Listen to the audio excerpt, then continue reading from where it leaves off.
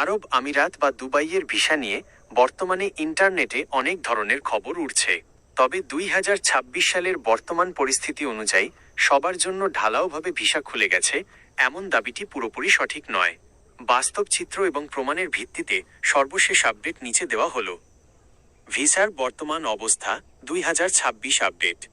2024 সালের সেপ্টেম্বর থেকে বাংলাদেশিদের জন্য দুবাইয়ের সাধারণ লেবার ও ভিজিট ভিসায় যে কড়াকড়ি শুরু হয়েছিল তা এখনও পুরোপুরি তুলে নেওয়া হয়নি। তবে বিশেষ কিছু ক্যাটাগরিতে ভিসা ইস্যু হচ্ছে।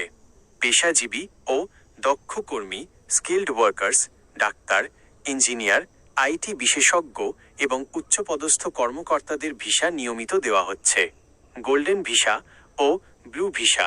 সংযুক্ত আরব আমিরাত সম্প্রতি 10 বছর মেয়াদি গোল্ডেন ভিসা এবং পরিবেশ কর্মীদের জন্য ব্লু ভিসার আওতা বাড়িয়েছে, যেখানে যোগ্য বাংলাদেশিরা আবেদন করতে পারছেন।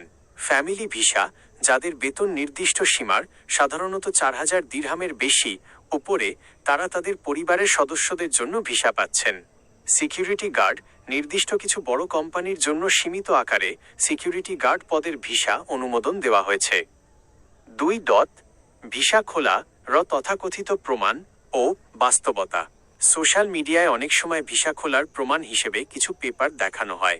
এর আসল রহস্য হল ই ভিসা অনেক সময় ট্যুরিস্ট বা ভিজিট ভিসা ব্যক্তিগতভাবে আবেদন করলে অনুমোদন পাচ্ছে, কিন্তু এয়ারপোর্টে গিয়ে এন্ট্রি রিফিউজড হওয়ার ঝুঁকি থাকছে যদি সাথে সঠিক কাগজপত্র না থাকে।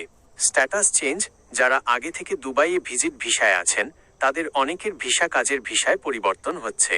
এটি দেখে অনেকে মনে করছেন নতুন ভিসা খুলে গেছে। 3. নতুন নিয়মে দুবাই ভিসা 2026।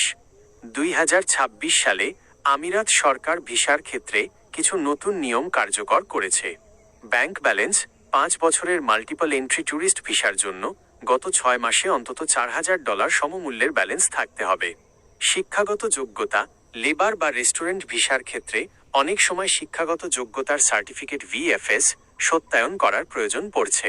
নিবন্ধন, সকল আবেদন এখন ICP federal authority for identity and citizenship পোর্টালে নিবন্ধিত হতে হয়।